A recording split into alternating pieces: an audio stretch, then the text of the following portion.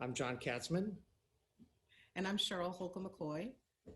We're here to talk about the future of K-12.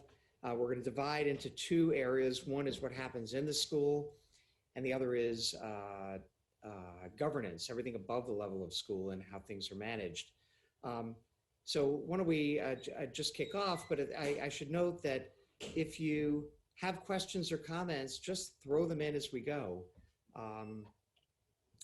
And we'll see them up on the chat and make this as interactive as it can be. So Cheryl, you want to talk a little bit about equity? Yeah, first of all, I just want to introduce myself to the group. I'm Dean of the School of Education at American University, and I've been in education for 30 plus years as a classroom teacher, a former school counselor, and a counselor educator, and now a university administrator. And I believe as we talk about the future of education over the next 35 years, I believe that equity, when we think of what is happening in a school, equity will still be an issue. It will be a focal point of our work in education as it is now. COVID-19 has, I think, accelerated some of our thinking and creativity around how do we maintain the programs and the things that we're doing around equity now and seeing it in the future in a virtual sense. But I think in the next 35 years, we will be thinking about some, I think, outside of the box ways in which we can ensure equity for all students. And there are a couple of things, John, that I just wanted, as we talk about these issues, just you and I a lot, and some of it with our experiences, I think there are certain things that I think I would like to see happen in the next 35 years as we talk about education reform in terms of equity. And I would really like to see us create new discipline practices as we coming off of a really difficult, horrific summer in which we've been, privy to practices around policing in our communities. Some of those practices are mirrored in schools. And so I think, a long, hard look at discipline practices for teachers and school leaders, and how do we create schools that are inclusive and welcoming, and that we're not seeing disparate discipline policies for different racial groups.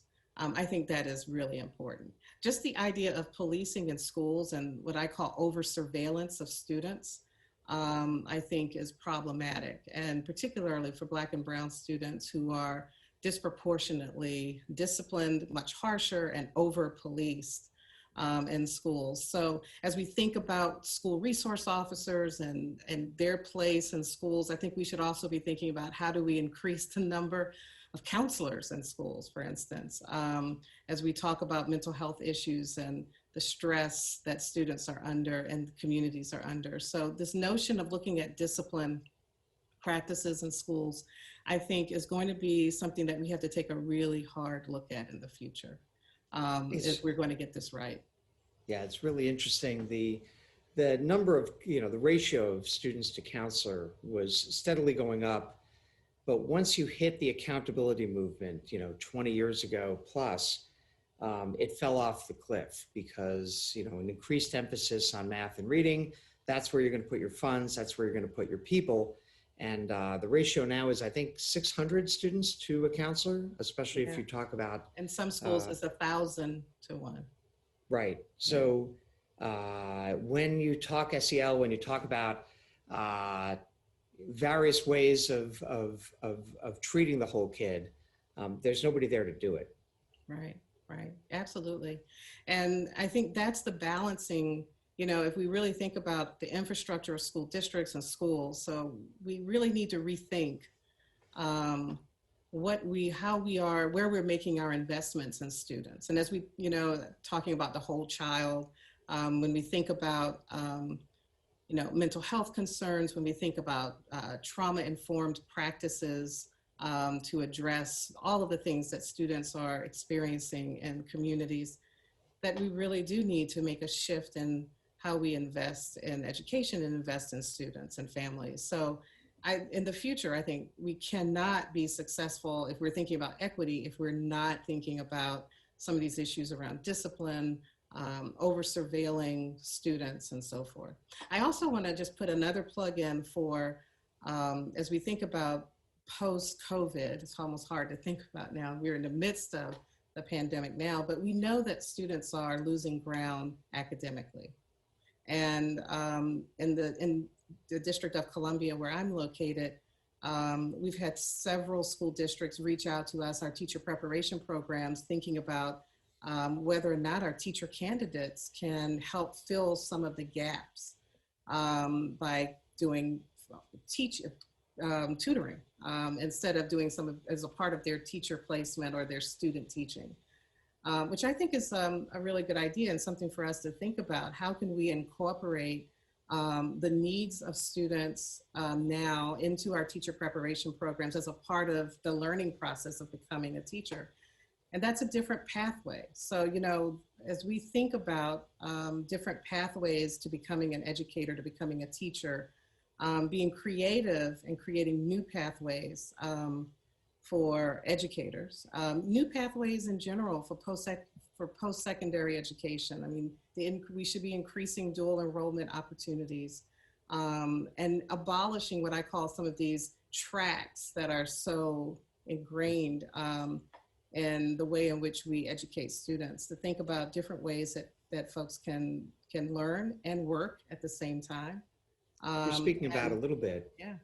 Is a digital. What you're speaking about a little bit is a digital residency, you know, where student teachers are teaching in a school as part of their education and doing it at scale, but possibly doing it from campus or from home in terms of tutoring small groups of students, you know, because it's easy to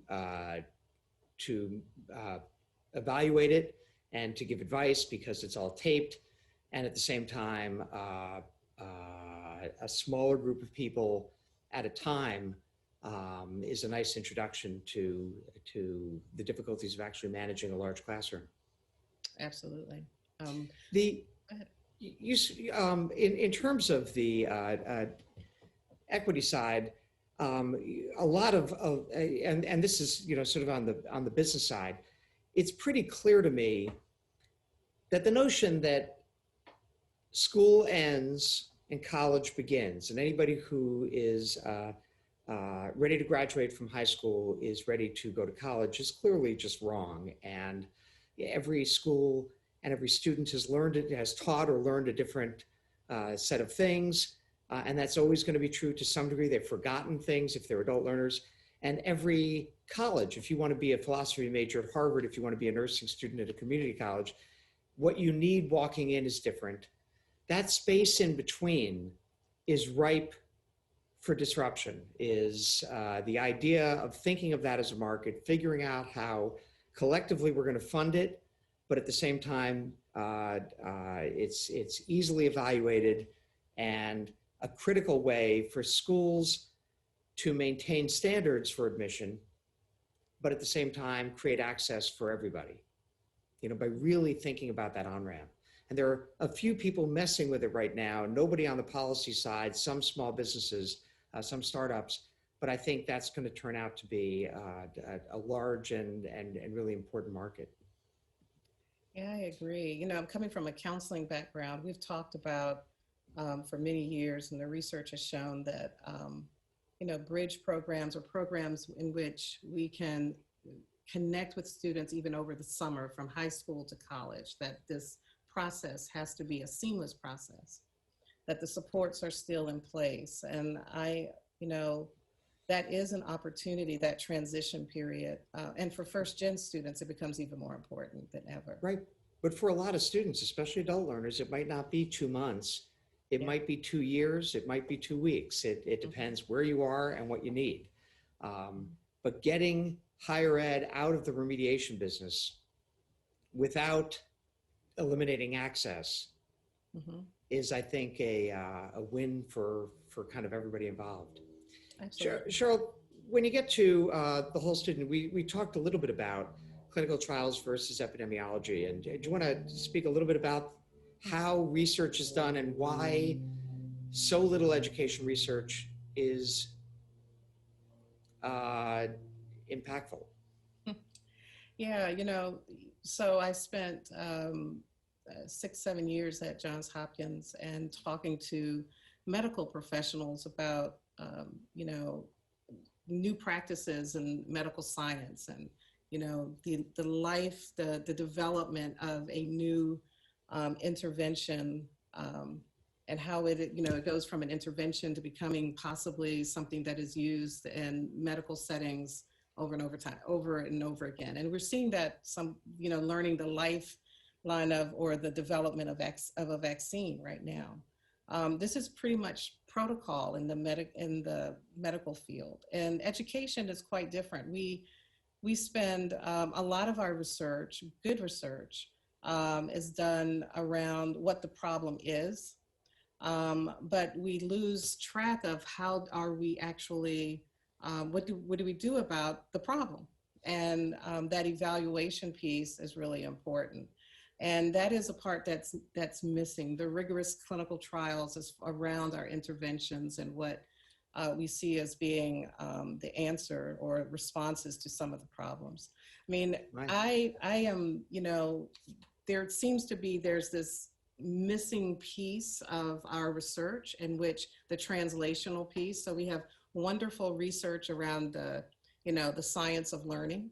We have just wonderful studies that really are informative about how children learn, what are some of, those clues to what might actually work, but it's not being translated to then what would a teacher do differently in a classroom, and then testing that.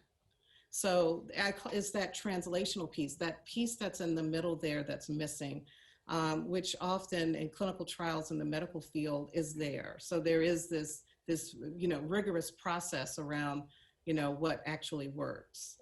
And I think we're missing that. I would like to, in the future, I think if we're talking about scale, then we really have to look at ways that we can, beef up our translational research. There's room for another way of thinking about education research too, which is less about clinical trials, small n's with a control group, and more about epidemiology, more about, this curriculum has been tried with, 1 million students, how'd they do, and versus other curricula. And this approach to seating, this approach to class size, this approach to teacher professional development and onboarding. Each one of those things, if we saw this as a huge data stream and we were evaluating it all the time, we would probably learn a lot more about the translational part of this. The problem is that Gates and others walked in with an attitude that the way data should be used in K-12 is to evaluate teachers in schools and close bad schools and fire bad teachers. And we walked in with a bias towards evaluation and not simply support and measurement. And it's going to be very hard to undo that. It's going to be very hard to create a safe space where people are comfortable with data because it's not being used against them to get to the kind of research that really could have impact. Yeah, data can't be perceived as being a way to penalize, rather than helping us find the answers to these long-standing issues. And I think that has become a characteristic of data. It's unfortunate, for instance, that teacher evaluation, teacher effectiveness became synonymous with a way to get rid of teachers, right? Yep. And you lose people. I mean, the profession takes a hit when there appears to be, this evaluation piece that you're talking about, and how do we become better at what we do becomes, synonymous with you're going to lose your job if you don't get it right. I've argued to several companies that the creation of a second tier product, you're selling a district level product for, let's say, $20 a student. If you offered a 20% discount, $16 a student, to districts willing to say, I'm going to take the product and it's going to be identical, but it'll have no reporting above the level of teacher. And just what would happen at those schools in terms of adoption if teachers knew that we respected teacher data privacy the way we respect student data privacy? My guess is very few districts would take advantage of it because they want the data, but the ones who did would have better usage and better outcomes. And it would be a really interesting test over the next couple of years. The world is waiting for someone to take the lead on that. Yeah. So, and that's related to what we're going to talk about. We wanted to talk about because, you know, I am living right now, you know, how do we improve teacher preparation? Because that's a piece of that too. So teacher evaluation is directly related to how you are trained to teach. And so you can't divorce the two. So, you know, if we are going in this direction of, you know, looking at evaluation differently and divorcing it from, you know, looking at, you know, penalizing teachers or not, or putting teachers' jobs on the line, then we have to ensure that they're prepared to do the work. And that is really, I mean, we have hundreds of teacher preparation programs all over the country and thousands all over the world, who all, you know, we all train quite differently. And we could talk about accreditation and all the other things we've tried to find some systematic way of training teachers, but we know that communities differ and the students that we're working with are there's much variability. And so teachers have to be ready and trained all the time. It has to be continuous and it has to be high quality training.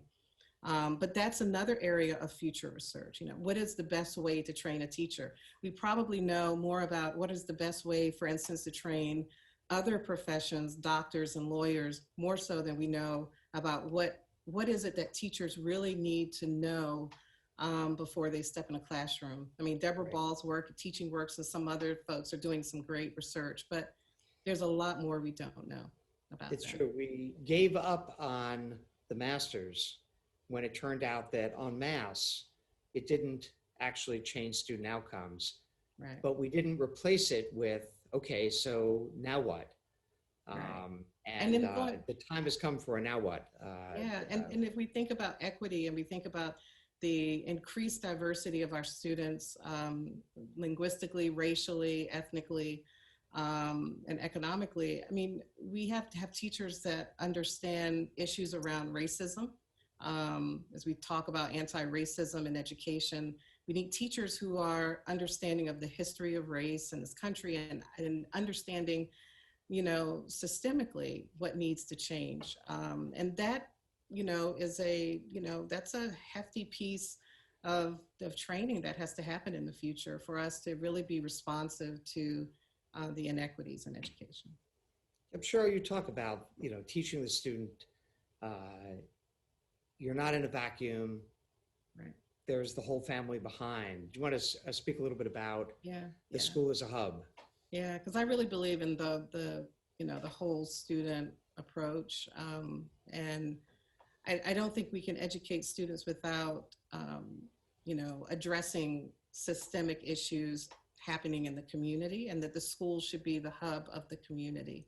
Not apart from the community, but a part of the community. And that, again, only comes about if people are prepared to, a shift in power. I mean, parents should have a say in what's going on in schools. And if you're really community-based, and it's a new approach to schooling in general. And so, it's an area that I think is getting a lot of attention. And as we talk about social emotional learning, SEL, that, students are more than just, how they're doing in math and English and reading.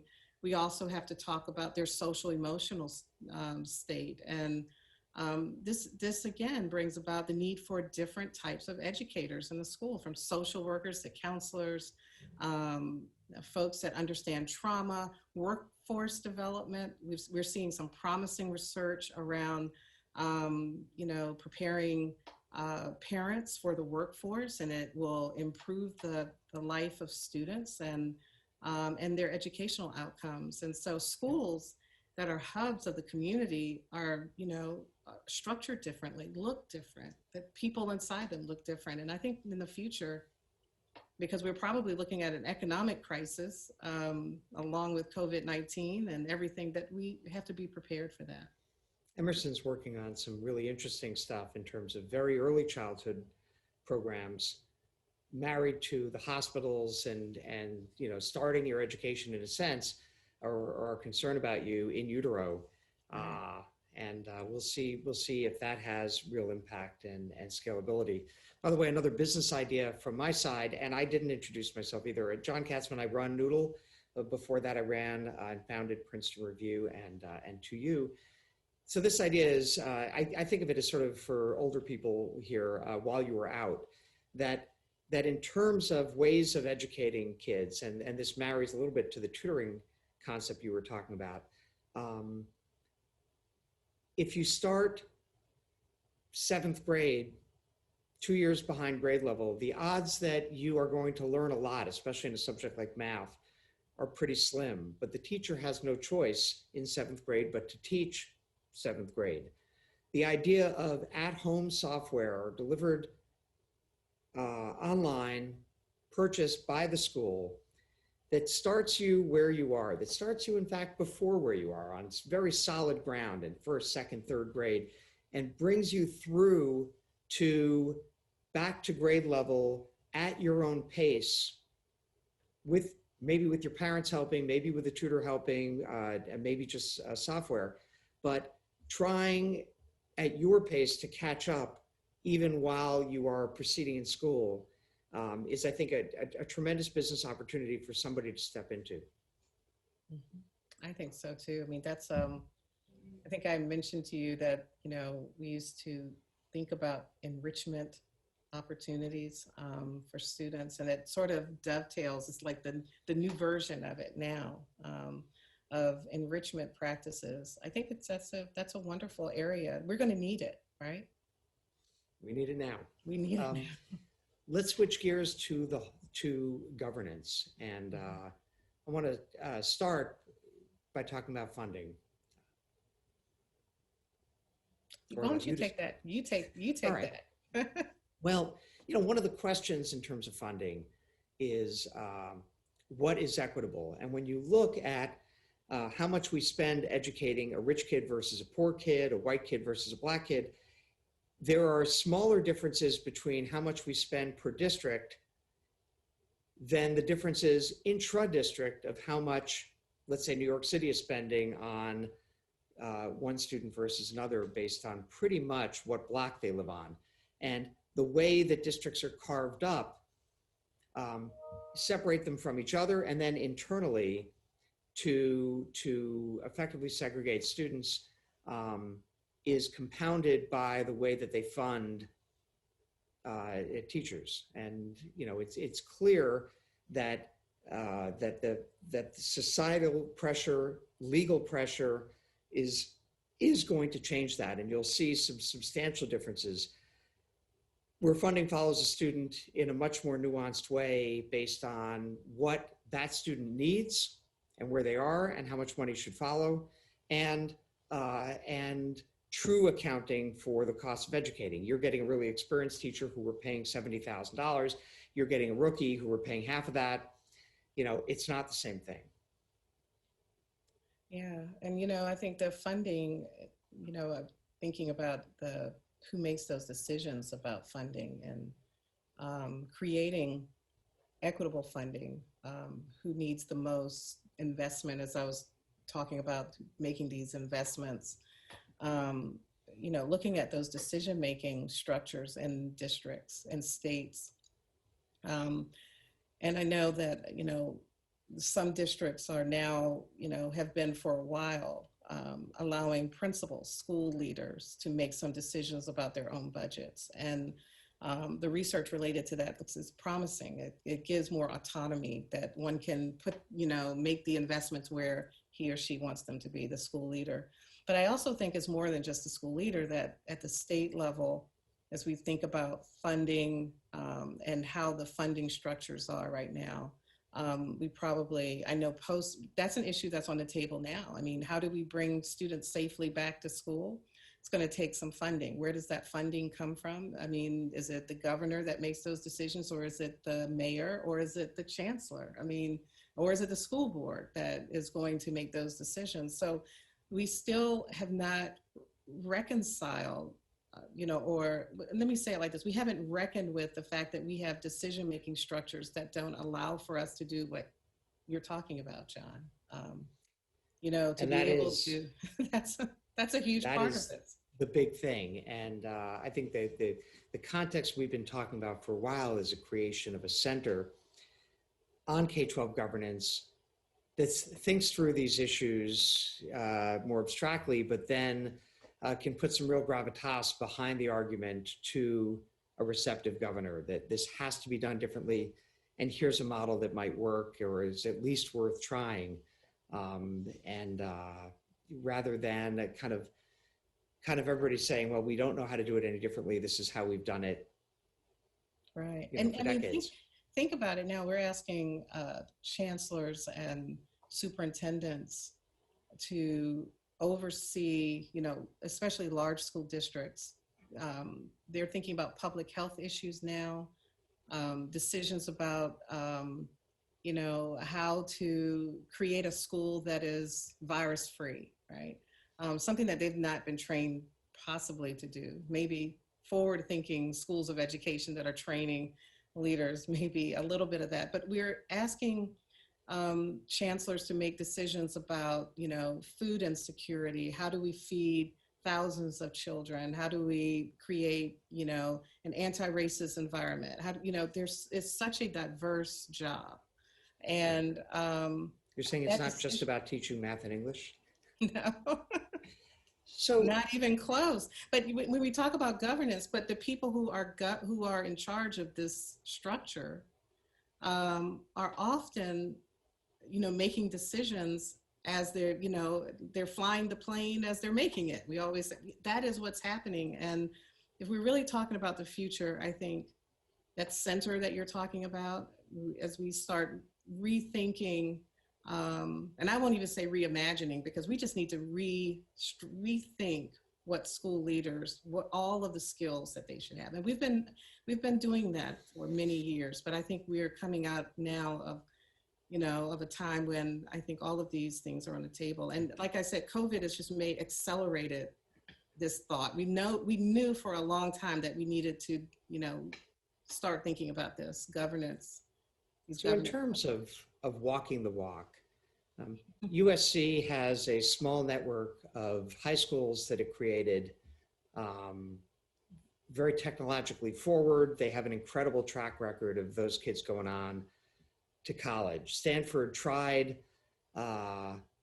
its own charter school that was less successful, but they've done some really interesting things with an online school for high-performing kids. Is it possible that the way schools of ed prove out teaching methods is to create their own network of schools where they're placing students, they're placing administrators, and they're showing this is what happens when you do it our way? Yeah, I think that's something that we're really at American University that we are excited about, because we are starting, we call it a teacher pipeline project, in which we are working with DCPS and then some of our larger charters, friendship charter schools in DC, in which our students are being placed in schools in which we are, they're getting their degree, then they're actually going to stay there, get jobs, and then we're staying with the students for 5 years in their first 5 years of teaching. The promise of that teacher pipeline project is that over time, we will have a chance to collect data and actually look at some of the things we've been talking about today more critically. And yes, I do. I think it's important that universities and school districts do more partnerships like this, schools of education, instead of just placing students at different schools all over a district or an area, a region, but not looking at clusters of students in school districts and schools. I think is a mispractice, a missed opportunity. We've talked about these professional development schools for years, but not necessarily, and have done some really great research, but I think we need to be doing it more. The ability for schools to think nationally. I don't need to be the source of teachers for DC. I can be the source of teachers for that school over there and that school over here, because we can teach online, because the students are more mobile. It's not the number of schools, it's the fact that you don't have to have a geographic area, so that an American school in Chicago might compete very successfully through its brand and through its teaching methods. Yeah. We talked about the teacher contract. If you look at the future of higher ed, the future of K-12, you can't ignore the fact that most things that are unsustainable eventually stop, and the unfunded pension problem is not sustainable. Like we have a problem with how we pay teachers. It promotes the wrong behaviors, and yet the only solutions I've seen to it are, well, let's get rid of the unions altogether with charter schools. Is there a pathway, and do you see in the future teacher contracts evolving into something different? Yeah, I would like to know what you think about this first, but I would like to think that teacher contracts will change over time. Again, this goes back to the governance structure and who's making those decisions, right?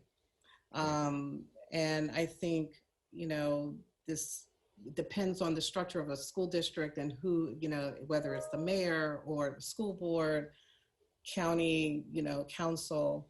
But I do think, I think we have to think about, teacher salaries. And again, going back to this notion of evaluation, connecting teacher evaluation to salary, I think is not a good practice, because it's going to then cloud the evaluation process and us learning about what good teaching really is. The best reason to abandon that concept was given to me actually by folks in Denver when they were playing with tying them much more closely together, and they ended up with the arrangement they have now, which is interesting and has worked somewhat.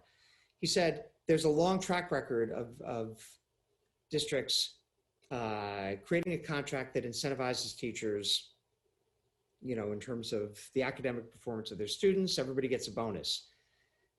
And in every instance, the incentive works exactly right. And the district gets better academic performance and then realizes, oh my God, now we owe everybody a huge bonus.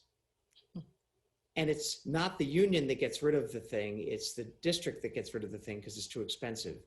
And it is tricky. One of those, be careful what you wish for in terms of merit pay.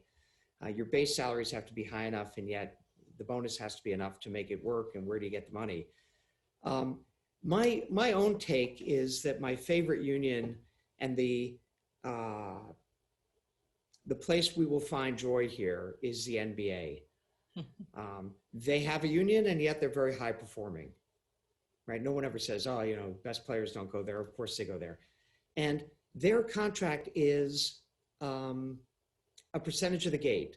The players are getting either 50 or 55% of the gate and of all revenues.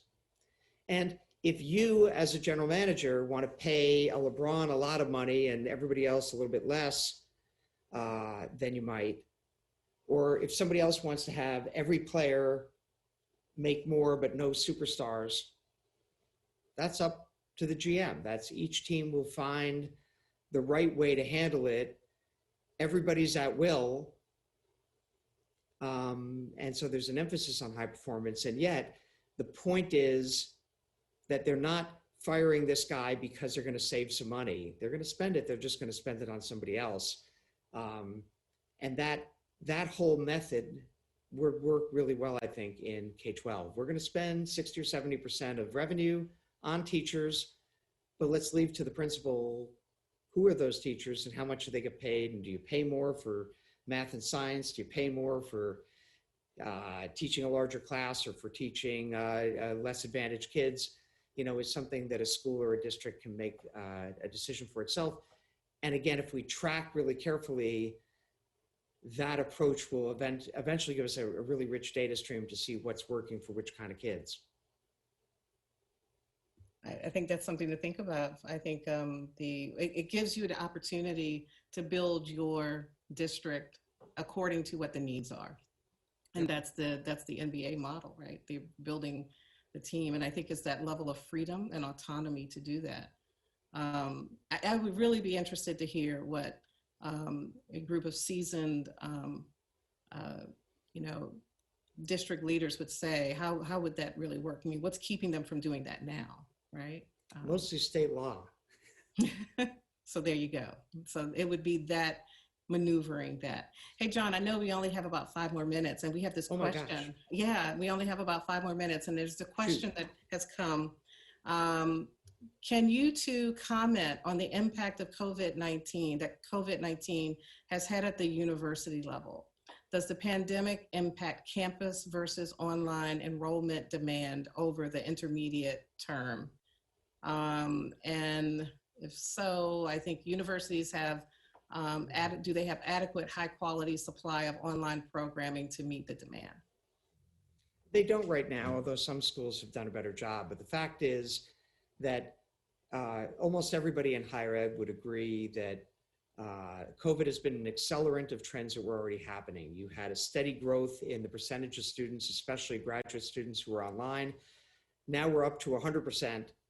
We're never going to go back under 50% of grad students are online, and undergrad won't be as binary of online versus on ground, but you'll see a much heavier use of technology to help schools have better capacity, lower cost, and more resilience. Yeah. How do you feel? I agree. I think in the future, I think we're being challenged to think about how we can have more hybrid programming at the undergraduate level, and having more students that are on campus sometimes and off online at other times. And I think there are creative ways that we can do that. The question around, do we have high quality supply of online programming to keep up with the demand? I think so. I think universities are a lot smarter now about what it takes to have an online program. Having, launched with your help, John, online programming in the School of Education, we became smarter and smarter about, what it takes to have a high quality program. And then taking that back to our provosts and president about some parts of that the university can actually start thinking about investing in. So I think over the years we've become smarter. So I think universities are more equipped now than ever before to meet the demand. But that is depending on the university, because there are different levels. Different universities have been doing this longer than others, but I think so. What do you think? I mean, undergraduate, having this hybrid model, what are your thoughts about that? Let's say for a minute that schools started using their summers more effectively, that you are going to be here for 4 years and 8 semesters, but maybe only 6 of them are spring and falls. Maybe we push harder for externships and co-op programs like Northeastern. We push harder to use the campus in the summer like Dartmouth does. We can get easily 25% more capacity out of existing buildings and existing systems. And that has a tremendous impact on the cost of higher ed, within no way diluting it. So technology, if you think about it, should be a force towards lower cost and higher performance. And it's really only education, both K-12 and higher ed, where it's kind of been bolted on in ways that don't lower costs. And I think that's about to change, because in higher ed, cost is the 800-pound gorilla. Yeah, and making the investments and ensuring that faculty are on board. There's a whole slew. We could have another conversation about preparing faculty for more online teaching and learning in higher ed and the needs there.